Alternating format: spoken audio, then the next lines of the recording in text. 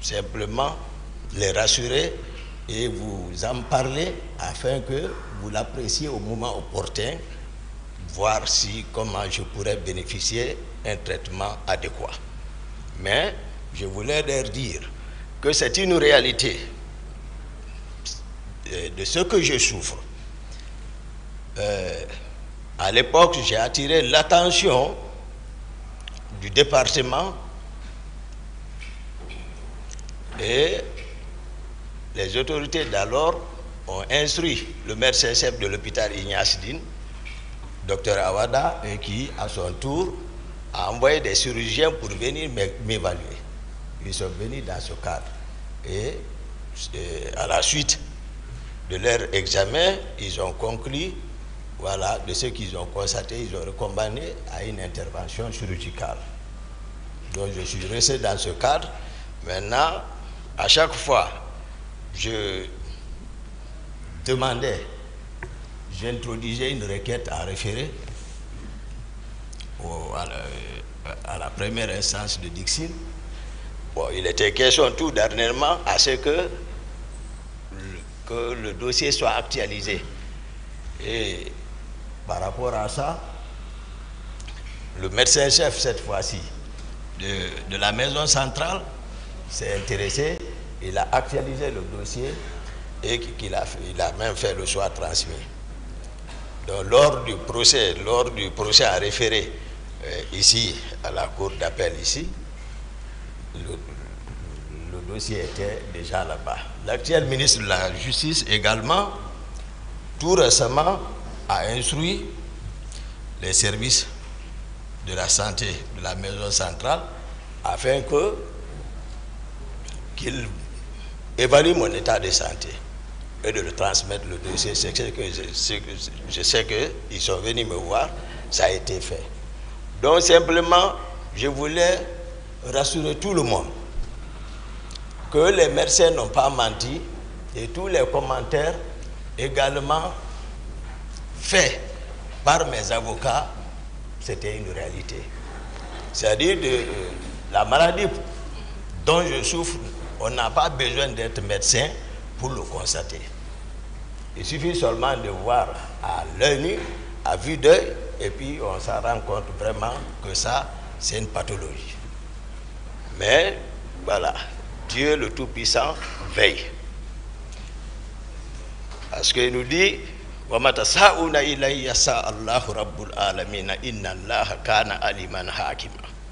il dit, ce n'est pas ce que vous voulez qui se fera. C'est ce que lui, le Tout-Puissant Allah, il veut, c'est ce qui va se faire. Monsieur le Président, honorable assesseur, j'ai suivi avec intérêt particulier et attention particulière l'ouverture des débats à date. Les débats étaient de haut niveau entre les différentes parties composantes de votre cours, dans le respect, avec des émotions parfois, mais tout caractérisé par votre sérénité, votre sagesse.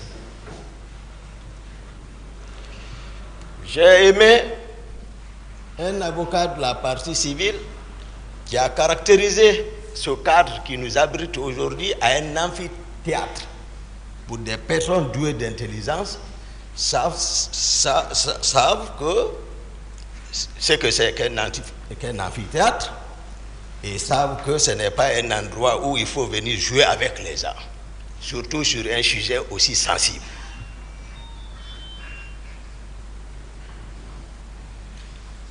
Donc, j'ai également observé les éminents avocats, ici, les grands babas, Maître Sampi est passé, faire des observations qui m'ont profondément touché, ici, voilà, par rapport à l'une de leurs inquiétudes ici, et je pense que par votre sagesse, vous avez tout observé et vous avez pris note et les choses se sont bien résolus et puis le procès continue.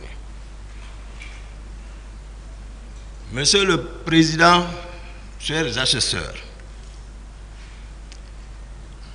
je suis aujourd'hui ici résolu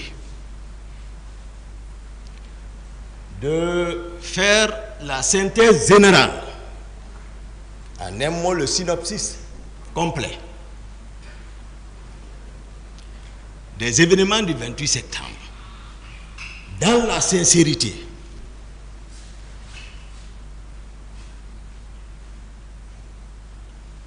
Nous sommes tous militaires ici, nous qui sommes devant vous, votre cour. Mais j'ai observé mes causes accusées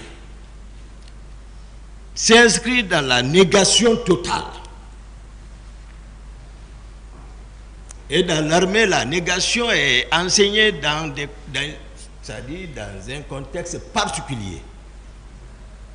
Lorsque le militaire se retrouve dans la main des ennemis, pour ne pas vendre tes amis. Les consignes sont claires. Mais cependant, devant le peuple qui t'a recruté, qui te nourrit, qui t'habille, qui te paye, ce qui a enseigné, c'est la loyauté envers ce peuple, la soumission à l'autorité de l'état civil.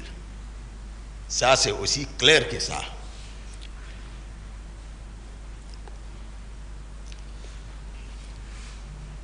Malheureusement, pour certains d'eux, ils n'ont pas connu Toumba. Excusez-moi, président, si je peux m'appeler Toumba. Ils n'ont pas connu Toumba. Mais ils oublient que Toumba est né ici, grandi devant les gens ici, qui le connaissent. Il a côtoyé des gens ici, il a fait toutes ses études ici, donc il n'a pas mal de promotion. C'est-à-dire, il se satisfait d'une simple conjecture quant à ce qui est vrai et ce qui ne le sera pas. Mais nous sommes devant l'histoire. Et pour gagner, il faut gagner cette histoire dans la sincérité. Pour permettre, j'ai vu mes amis qui veulent écrire, faire l'histoire comme un compte rendu à sens unique, Monsieur le Président, où tout le monde s'accorderait, c'est-à-dire à l'absence du témoin, tout le monde dira oui, oui, oui, oui, oui, oui. Écrire l'histoire à la gloire de leur cause sur les vaincus. Mais le maître suprême des juges dit que Toumba ne bouge pas. Toumba, il respecte. Toumba est un homme de parole. Mais Toumba n'a pas peur. Je n'ai peur que de tout-puissant Allah. Qui m'a enseigné, il dit wa ma yashkuruna illa yasha Allah huwa ahlul taqwa wa ahlul maghfira. Et pour ça, il dit que cela n'est possible, c'est lorsque lui il veut. Et on ne doit craindre que lui seul. Monsieur le Président, honorables assesseurs,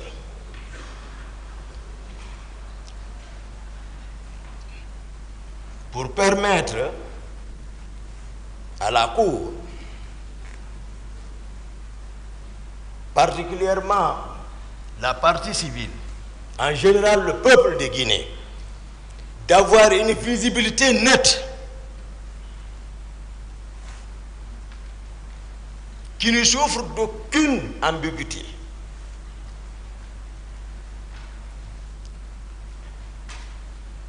Je souhaiterais que vous me permettiez, parce que aujourd'hui, il y a une histoire entre moi et le capitaine Dadis, le président Dadis, je m'excuse, le président Dadis.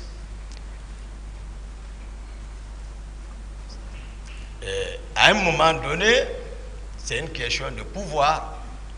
Dieu nous a amenés jusqu'à un certain niveau de responsabilité. Je pense que ce peuple a besoin de connaître quelles sont mes relations avec le président Dadis. Comment on s'est connu. Parce que j'ai été trop caricaturé J'ai été peint en noir. Le peuple saura qui est qui. Ensuite, comment est né le CNDD? Et troisièmement, parce que ça vous permettra, Monsieur le Président, de connaître les individualités. Parce qu'en aval, vous verrez qu'il y a... Pourquoi vous posez des questions? Pourquoi les gens osent agir comme ça, même sans acte officiel? Pourquoi? Vous le saurez à travers la prise de pouvoir. Le travail qu'ils ont élaboré sur le terrain, ce qui fait que c'est comme si tu as travaillé un sang, après avoir fini de travailler un sang, quelqu'un d'autre parasite pour dire que ça l'appartient. C'est un peu difficile à avaler. D'autres se reconnaissent là-bas. Donc, troisième point, parler de la structure du commandement à la présidence.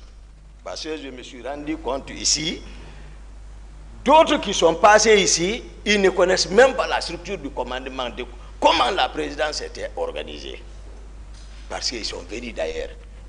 Et se retrouver dans un milieu dont on ne maîtrise pas la structure, c'est que je ne sais pas qu'est-ce que l'intéressé apportera là-bas si ce n'est pas le désordre. Je vous donnerai, c'est-à-dire l'organisation stricte, c'est-à-dire les personnes qui agissaient sous acte officiel et d'autres par effet, sans acte officiel. Après tout ça, j'irai sur le fameux recrutement dont les uns et les autres s'accusent. La situation de Kaléa. Comment ils ont été armés. Et pour venir sur le sujet principal, le 28 septembre. Et si, Monsieur le Président, par vos sagesses, votre souci pour le rayonnement de la vérité, Messieurs les honorables assesseurs le permettent, puisque c'est un prolongement jusqu'à... Il n'y a même pas quelques minutes, j'ai écouté quelqu'un qui faisait allusion avec Koundara, pour qu'on rentre dans l'affaire de Koundara, pour éclairer, c'est-à-dire faire ici deux pierres un coup. Tout ce que moi j'ai fait, c'est bien réfléchi. Donc voici ce sur quoi je voudrais humblement demander, c'est-à-dire votre honneur, honorable assesseur, c'est-à-dire faire une rétrospective un peu pour voir d'où est parti, pour vraiment, parce que vraiment c'est une question nationale. Mais je n'ai dedans contre personne. Eux qui sont ici savent ma sincérité. Ils savent qui est Toumba. Je ne mens pas, moi. Non. Je ne mens pas. Et je suis fier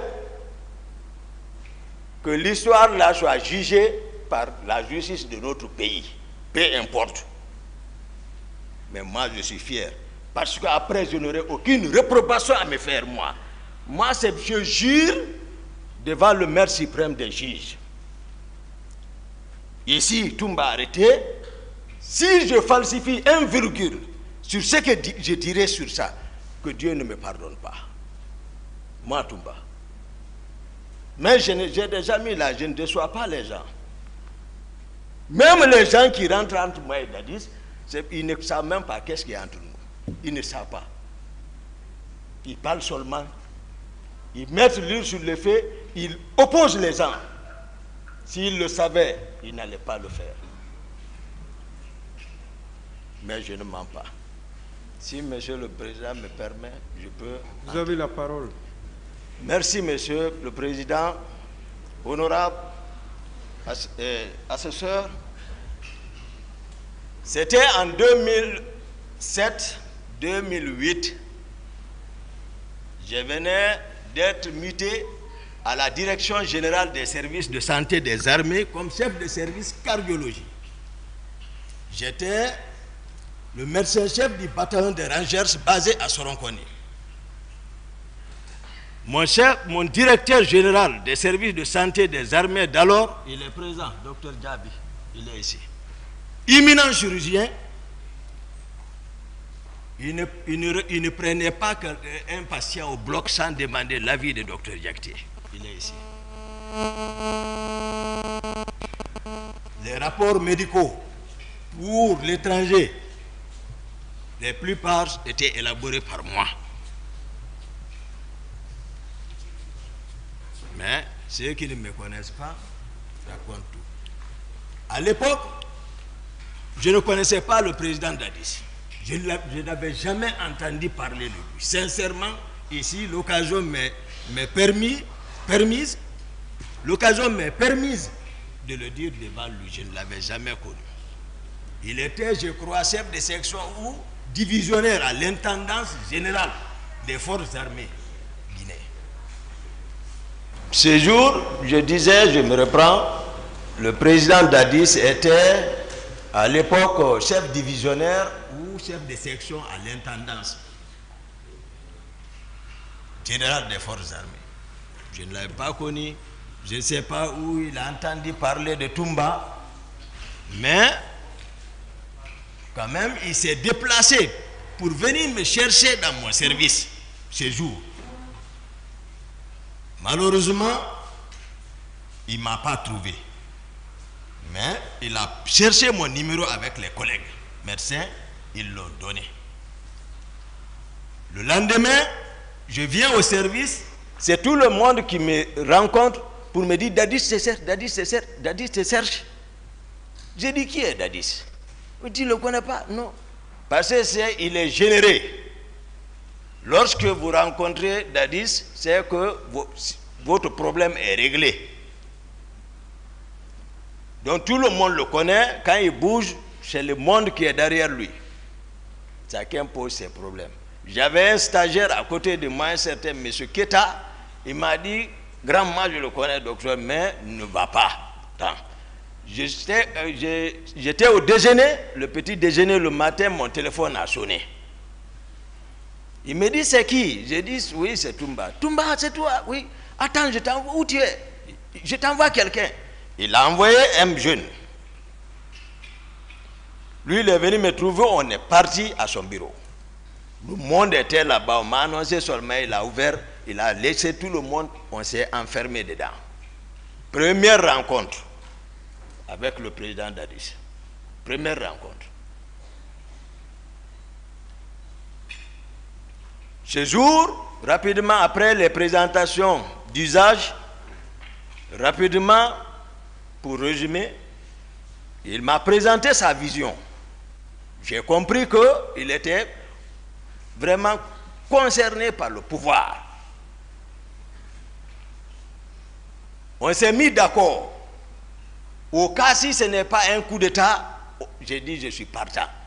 Puisque le pouvoir de Lansana Conté était presque arrivé à son apogée. On s'est accordé. Lui aussi, ce n'était pas non plus, ce n'était pas son option de faire un coup d'État. Dès que je lui ai donné mon accord, il me dit accompagne-moi quelque part. Il a laissé tout le monde, on est sorti, on est parti à Kipé. Ce feu colonel Keleti Farou. Je n'avais pas connu ce monsieur. C'est lui qui m'a amené le même jour. On se rencontre là-bas. Il dit on a gagné Toumba avec nous. On sait, parce que la réussite c'est la vision et la stratégie. Mais il faut évidemment des objectifs spécifiques et général et spécifiques et un plan. On a élaboré ça là-bas. Spécifique d'abord, c'était le grand Coplan qui est assis ici. C'est un frère que j'ai toujours respecté, pas aujourd'hui. On se connaît avant Dadis, dans les arts martiaux. J'ai été champion de Guinée devant eux, devant leur club. Mais c'est un frère. Il m'a aussi entraîné. C'était pour l'affaiblir. Tout le monde savait qu'au temps de Conté,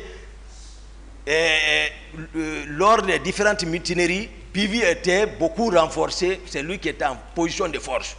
On s'est dit, il ne faut pas que nous, les cadres, on s'assoie et que l'autre décède. Le hasard conduit un analphabète. Voici comment on m'a convaincu. Donc, il fallait affaiblir Pivi. Il est ici, je le dis.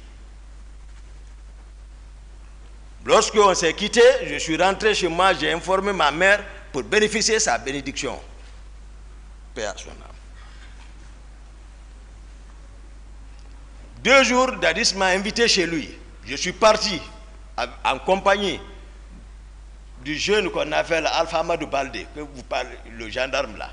Il y a son nom, mais il est absent. On s'est rendu là-bas à 2.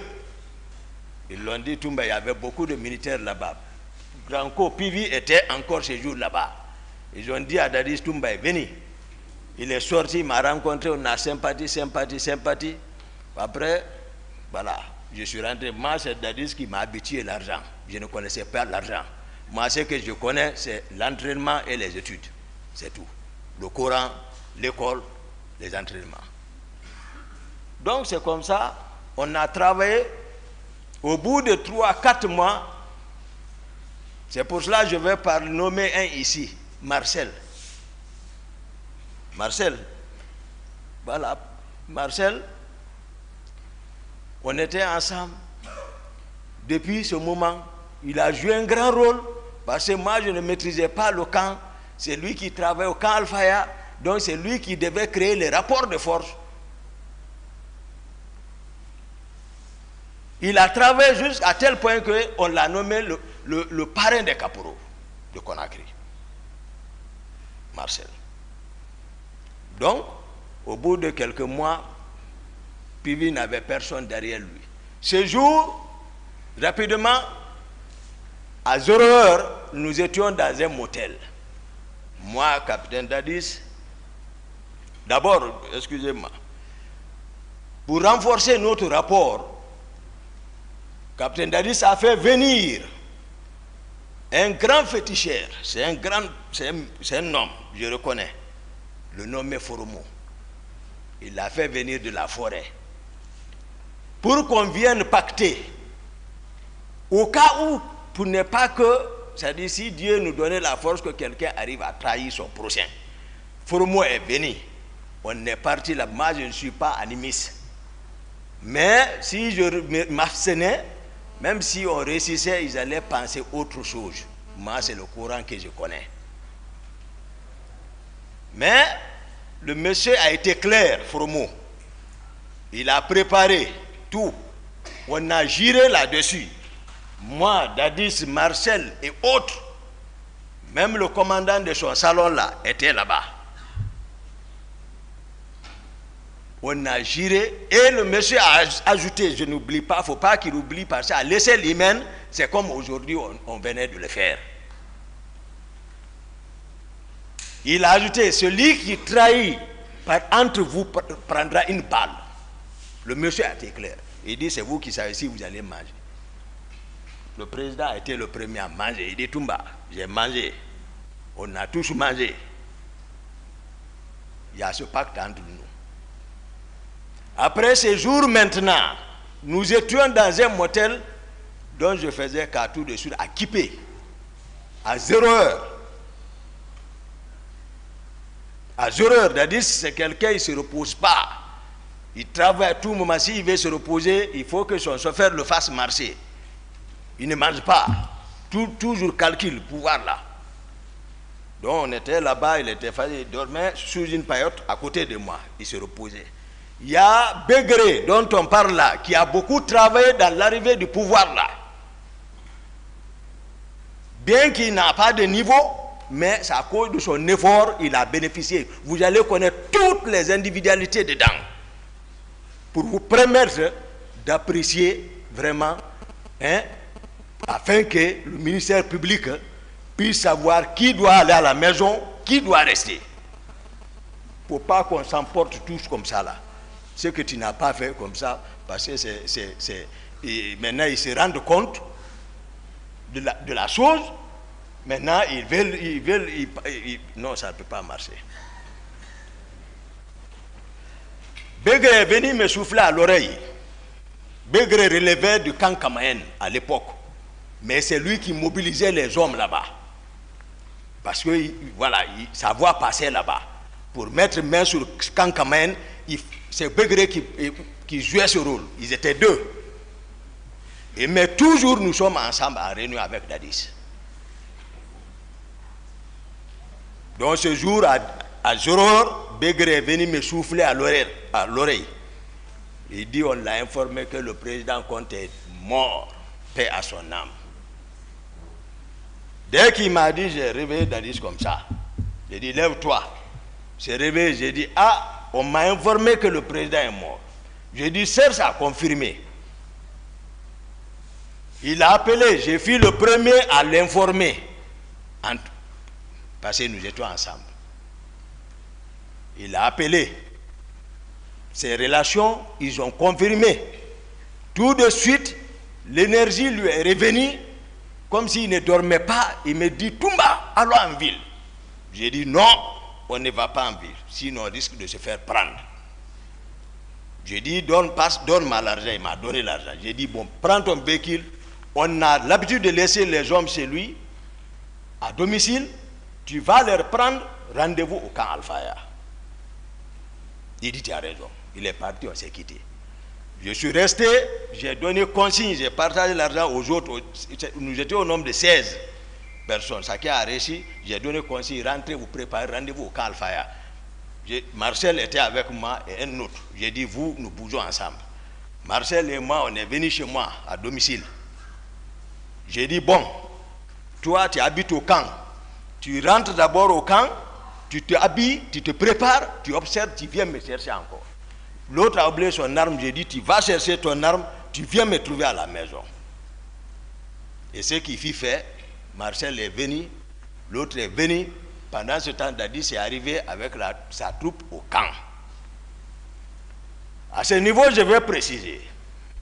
Le général Sekouba Konaté, tout le monde sait qu'il était le commandant du bataillon des troupes aéroportées, c'est-à-dire on appelle Bata. Il était très armé, très fort. Dans la capitale, il n'y avait pas un autre. Bien qu'étant d'accord avec Dadis, mais bien que Dadis soit, c'est-à-dire détaché comme service d'appui peut-être, ou autre chose, je peux appeler comme ça, mais il relevait toujours du commandement du général Sekouba Konaté. Bien que vers la fin du règne du fait général Conté, Dadis fut nommé par décret comme directeur général des hydrocarbures des forces armées guinéennes. Mais c'est un béret rouge. Donc, de facto, il relève du général Sekouba Konaté. Donc, c'est des rivaux. Et le général Konaté avait la force encore. Ces hommes aussi étaient pour lui, pour qu'il prenne le pouvoir. Donc, Dadis est arrivé au camp.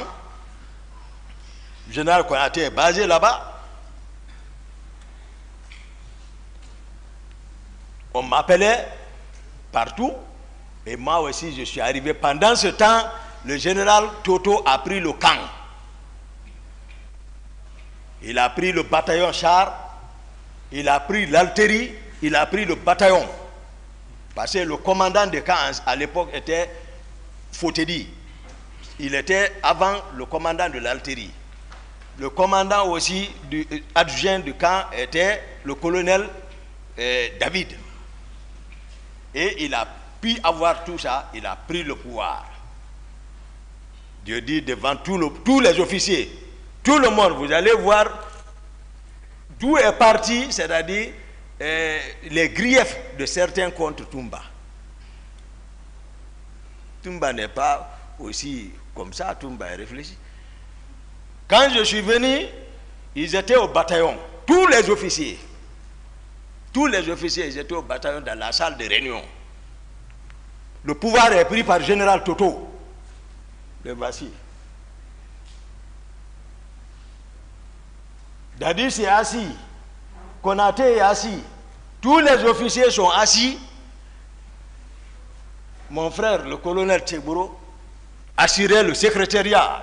Toto préside, il parle, lui il note. Tous les autres sont assis. C'était fini. Mais moi, j'ai promis Dadis. Je l'ai promis, c'est-à-dire, et puis on a pacté, c'est-à-dire, il m'a vraiment rassuré. Voilà, et puis je l'aime. Ça, c'est clair. Moi, lorsque je jure sur le Coran, je ne reviendrai plus en arrière. Parce que Dieu dit, Ya ayyuhallazina amanu, lima taquluna ma la taf'aluna. Kabura magtan inna Allahi an taqulu ma la taf'aluna. Il dit, vous les croyants, ne dites pas ce que vous n'allez pas faire. Si vous le faites, il dit, c'est un grand péché. Ce n'est pas un petit péché, c'est un grand péché. Là où moi je suis arrêté, je sais que ce que je dis, ce qui sort ici, il y a les anges qui notent. Il dit, il dit, chaque âme que j'ai créée, il y a l'ange gardien qui note. Je ne parle pas pour parler. Je ne veux pas que les gens divisent. Nous divisent, ce n'est pas bon. Je suis sincère. Le colonel Tchegboro, qui assurait le secrétariat pour le général Toto, lui, il a encaissé. Je suis venu, j'ai dégagé le garde-corps qui est dehors. Et ils sont enfermés dedans. J'ai brisé la porte, je suis rentré. Il y a eu silence et le général Toto a balayé du revers de la main comme ça. Ils sont ici non qu'à être sincères. Ils auront confiance. Comme ça. Il dit, mais ça c'est de l'indiscipline. J'ai dit, quoi? Qui? J'ai dit, là où tu es arrêté, assis, tu ne bouges pas. Tu es arrêté. Oui. Aussi, si ce n'est pas vrai ce que je dis, il y avait un civil là-bas, un seul civil était là-bas, il s'appelle Demba Dafé. Il était je l'ai vu dans la mouvance RPG, il était député, teint noir, grand, il était là-bas. Assis dans la, j'ai dit de se lever, jeune homme, j'ai remis l'arme, j'ai dit flanque-toi. Il s'est assis. Je suis parti contre Tchegboro. J'ai ramassé les papiers en bas de lui, ce qu'il notait. Et tous ils ont fui. Ils ont laissé la salle. Mon patron, lui, c'est maintenant, il s'est approché. Voilà. Maintenant, quand je le quitte, les gens, les Bunduka, qui est préfet de Fra, ils viennent, ils prennent Dadis, ils vont le effrayer là-bas. Quand je viens, ils fuient. Jusqu'à, on a imposé là-bas, on est sorti là-bas. Déjà, ils sont faibles. Ils ont compris que c'est gâté. On s'est rendu d'abord à Bata maintenant. À Bata.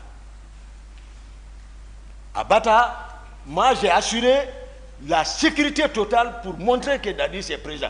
Au bataillon, même Grand Pivi n'était pas dedans là-bas. Pivi même, je le voyais, lui aussi cherchait pour que si on pouvait le supporter, si on ne s'entend pas là-bas, lui aussi prend. Ouais. Il était en bas.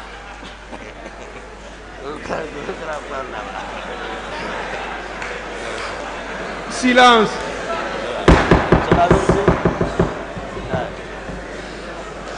Continuez, s'il vous plaît. Merci, honorable.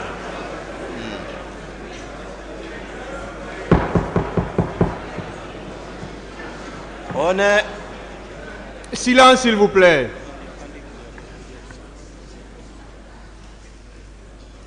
On est arrivé à Bata. Maintenant, quand Dadis s'assoit, moi je suis arrêté derrière. Je suis arrêté derrière comme ça. Maintenant, les Totos, ils n'ont pas obéi d'abord. Tchegboro, lui, vient, je ne sais pas par comment encore, je le vois passer pour venir parler dans l'oreille de Dadis. Là aussi, je le ramasse là-bas. Je le prends, je le fais passer devant. Je dis, depuis quand tu peux te comporter comme ça envers un président? Passe ici. Donc, Tchegboro ne me connaît pas. Donc, il y a ces griefs, voilà, il y a ça entre nous. Après, Granco est là. Parce qu'il fallait démembrer totalement Toto pour montrer que Dadis est président.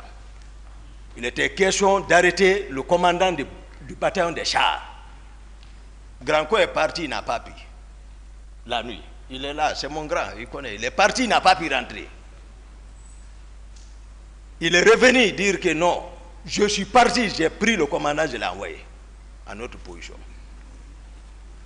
Le commandant du camp Al-Faya, faut te dire, je suis parti le prendre.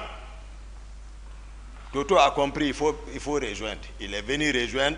Après, je me suis assis maintenant, avant maintenant d'officialiser entre nous, moi, capitaine Dadis, Granco et général Konaté, on s'est assis à 4. On dit maintenant, qui doit prendre le pouvoir? Le président Dadis dit, ouais, Toumba. J'ai dit, il dit Toumba, ouais, qu'est-ce que tu dis? J'ai dit, bon, vous deux, toi, général Konaté et toi, vous êtes, voilà, nos grands. Donc, mais je pense que tu m'avais fait savoir que Konaté t'avait promis qu'au cas si c'était comme ça, il allait te céder. Granco a dit oui. Donc, on est devenu 2 contre Konaté et le capitaine est devenu. Ça, j'explique pour le peuple de Guinée, pour que les gens arrêtent d'extrapoler. Ouais, c'est comme ça. Hein? Voilà, tout ça, autour de ça, qui comprennent que les gens ont mouillé le maillot pour arriver. Donc, Marcel, aussi, comme je l'ai fait comprendre, c'était un plié, c'est un de nos... Donc la prise de pouvoir est finie. Je vais maintenant rentrer dans la structure du commandement à la présidence. Ça aussi, il n'y a pas d'ambiguïté.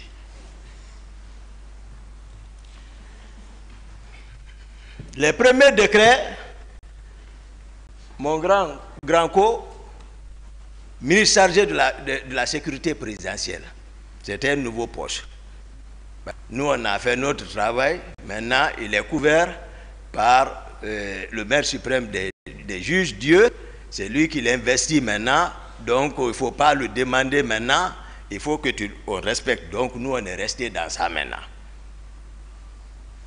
Donc, moi, je suis devenu l'aide de camp du président de la République. Maintenant, je vais vous expliquer un peu, parce que et tout s'y passe ici, ils parlent régiment comme s'ils étaient devant les militaires. Il faut expliquer un peu aux autorités civiles ce que c'est qu'un régiment. Voilà. C'est-à-dire, prenons les compagnies. Supposons les compagnies selon les nomenclatures. Si c'est française ou américaine, les Français vont aller à 150 hommes, une compagnie. Ou une compagnie renforcée, 200 hommes. Bon, prenons 200, mais 5 compagnies vont donner un bataillon. Maintenant, plusieurs bataillons vont fournir des régiments. Ça, c'est des milliers de personnes. C'est comme ça le régiment. Mais qu'est-ce qui a fait gonfler? Parce qu'à la prise du pouvoir, d'autres ont fait venir le bataillon des commandos chinois qui était basé à Kindia et ils sont descendus, dirigé par l'actuel inspecteur des forces armées, colonel Abdoulaye Keita. Lui, il est descendu pour un renfort. Le bataillon des commandos Rangers, basé à Soronkoni, sont descendus aussi à Conakry. Tout ça pour renforcer, pour prendre le pouvoir. Donc, les 2 bataillons se sont rencontrés à la présidence.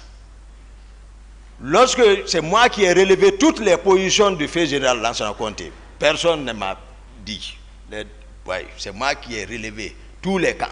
J'ai dit à toute la troupe, j'ai dit, rejoignez la présence, les anciens, allez-y à Bata. Donc, la présence, c'est comme ça. Parce qu'on ne peut pas prendre le pouvoir. L'ancien de garde de Conté, eux aussi, ils sont en ville, ils sont en train de manœuvrer. Ils ont même arrêté leur commandant, le colonel Fodeba, qui est à Etidjan. Et déjà, ils les ont arrêtés par leurs propres hommes, les envoyés au PM3. C'est Matumba qui est descendu la nuit. Ouais, ok.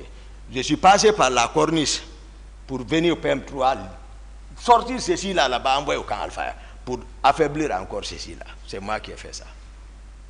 Donc, il faut que les gens sachent, ceux qui parlent aujourd'hui, où ils étaient avant le pouvoir là.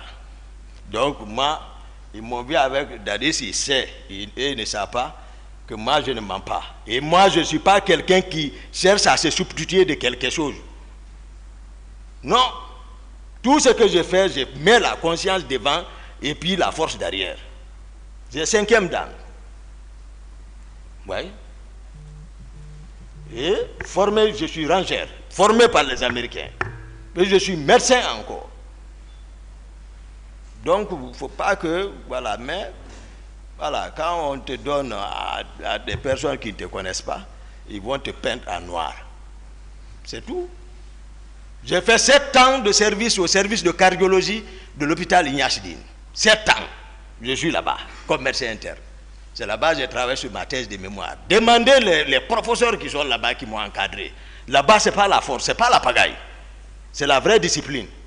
Parce que tu ne peux pas gérer le service. Le matin, tu as le rapport à faire devant le staff, devant les étudiants, et que tu montres la force. Non, c'est le raisonnement scientifique.